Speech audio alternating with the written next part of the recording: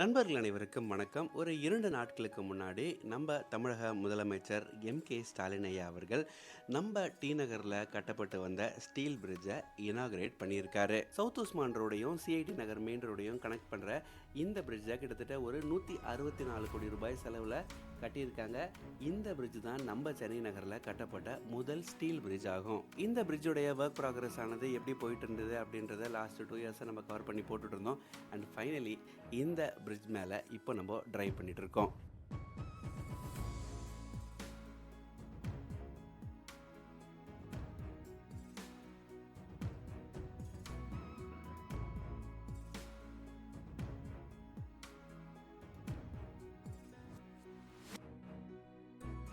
இந்த ஃப்ளைஓவருக்கு அன்பழகன் ஐயாவுடைய பேரை வச்சுருக்காங்க. ஏன்னா அவர் தான் 2001 டைமில் இந்த கான்ஸ்டியூன்சியை ரெப்ரசன்ட் பண்ண ஒரு எம்எல்ஏவாக இருந்தார்.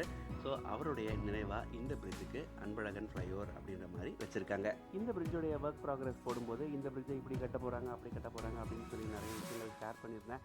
பட் என்ன தான் நம்ம சொன்னாலும் ஒரு பிரிட்ஜை கன்ஸ்ட்ரக்ட் பண்ணி அந்த பிரிட்ஜ் மேலே ட்ராவல் பண்ணி பார்க்கும்போது தான் அதில் இருக்கிற ப்ரோஸ் அண்ட் கான்ஸ் ஆனது தெரியும். ஸோ இந்த பிரிட்ஜை நம்ம இப்போ கிராஸ் பண்ணி போயிட்டுருக்கோம். இந்த 2 கிலோமீட்டர் ஸ்ட்ரெச்சை கிராஸ் பண்ணதுக்கப்புறம் என்னுடைய எக்ஸ்பீரியன்ஸ் எப்படி இருந்தது அப்படின்னு நான் சொல்கிறேன்.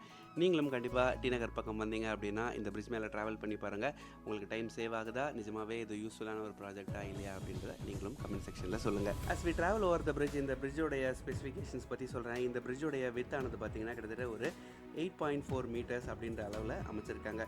ரொம்ப ப்ராடான பிரிட்ஜ் கிடையாது, பட் ஒரு 2-வே டிராஃபிக்கை ஃபெசிலிட்டேட் பண்ணுற அளவுக்கு போதுமான இடமானது இந்த பிரிட்ஜில் இருக்குது. இந்த பிரிட்ஜோடைய டோட்டல் டிஸ்டன்ஸ் அப்ராக்சிமேட்லி ஒரு 2 கிலோமீட்டர்ஸ் லென்த்தில் ஸ்பேன் ஆகுது.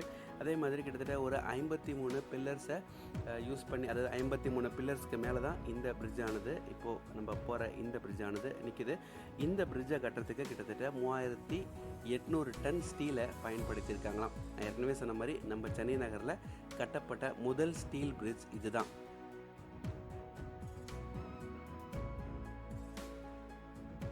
எதற்காக இந்த பிரிட்ஜ் ஸ்டீல் யூஸ் பண்ணி கட்டினாங்க அப்படின்றது நிறைய பேர் தெரியாதவங்களுக்காக கடைசியாக ஒரு முறை சொல்கிறேன். ஸ்ரீநகர் மாதிரியான ஒரு பிஸியான ஏரியாவில் நம்ம கல்லையும் மண்ணையும் வச்சு கட்டணும் அப்படின்னா அந்த பிரிட்ஜோடைய கம்ப்ளீஷன் டேட் அப்படின்றது ரொம்ப தள்ளி போகும். அதுவே நம்ம ஸ்டீல் யூஸ் பண்ணி கட்டணும் அப்படின்னா அப்படியே அந்த மோல்டு எடுத்துகிட்டு வந்து ஃபிட் பண்ணிடலாம் அப்படின்ற ஒரு காரணத்தினால இந்த பிரிட்ஜை அவங்க ஸ்டீல் பிரிட்ஜாக அமைச்சிருக்காங்க. யூஸ்வலாக நான் அண்ணா சாலையிலேருந்து டி நகர் பஸ் ஸ்டாண்ட் வரைக்கும் பைக்லேயோ கார்லேயோ போகிறேன் அப்படின்னா மினிமம் ஒரு 4 to 5 மினிட்ஸ் ஆகலாம். டிராஃபிக் அதிகமாக இருந்தது அப்படின்னா ஒரு 10 மினிட்ஸ் கொள்ளலாம். 10 மினிட்ஸ் அப்படின்றது ரொம்ப ரேர். பட் யூஸ்வலாக ஒரு 5 மினிட்ஸ் எடுக்கும். பட் இந்த பிரிட்ஜை கட்டினதுக்கப்புறம் நிறைய இன்டர்செக்ஷன்ஸை நம்ம கிராஸ் பண்ணி டைரெக்டாக நம்ம போகிற ஒரு சுச்சுவேஷன் இருக்கிறதுனால நம்மளுடைய ட்ராவல் டைம் ஆனது கன்சிடரபுளாக குறையுது.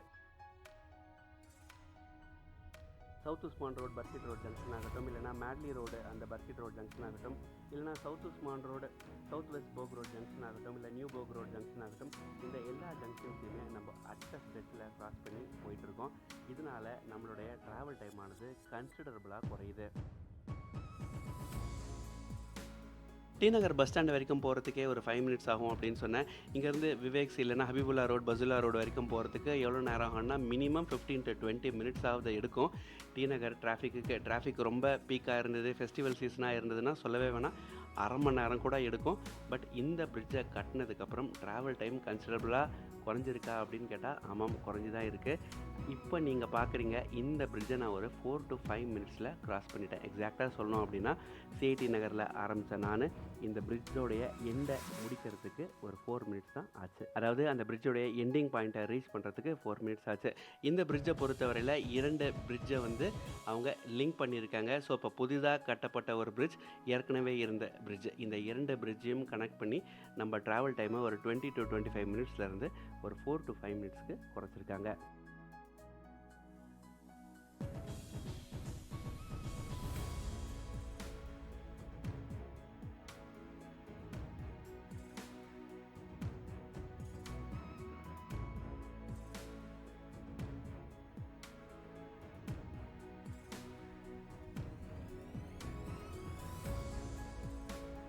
அதே மாதிரி இந்த பிரிட்ஜை பொறுத்தவரையில் 2 ரேம்ப்ஸ் இருக்குது. நம்ம மேட்னி ரோட் பர்கிட் ரோட்லேருந்து டுவர்ட்ஸ் நம்ம கோடம்பாக்கம் சைட் போனோம் அப்படின்னா ஒரு என்ட்ரி ரேம்ப் ஆனது இருக்குது. அந்த ரேம்ப் மேலே தான் இப்போ நான் போயிட்டுருக்கேன்.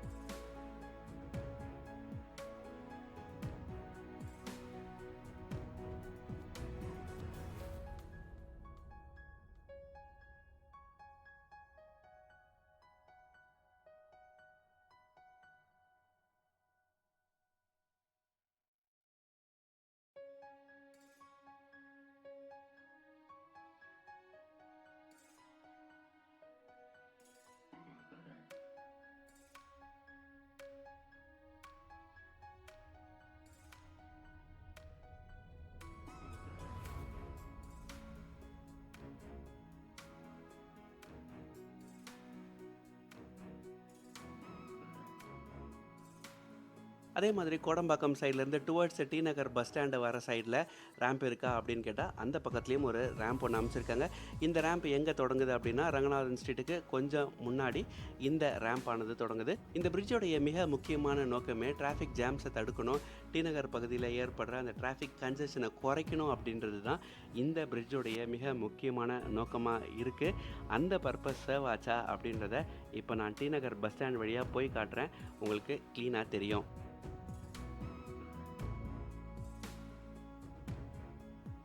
சென்னையில் ஒரு இடத்த இது எங்கள் ஏரியா அப்படின்னு சொல்லணும் அப்படின்னா நான் டி நகர் தான் சொல்லுவேன். ஏன்னா நான் பிறந்து வளர்ந்ததெல்லாம் இந்த டி நகரில் தான். இந்த மாதிரி டி நகர் இவ்வளோ ஃப்ரீயாக இருந்து நான் பார்த்ததே இல்லை அப்படின்றது தான் ரியாலிட்டி. ஒரு 20-25 இயர்ஸ்க்கு முன்னாடி கொஞ்சம் ஃப்ரீயாக இருந்தது. பட் அதுக்கப்புறம் எப்போ பார்த்தாலும் டிராஃபிக் தான் எங்களுடைய தலையெழுத்து அப்படின்னு கூட சொல்லலாம்.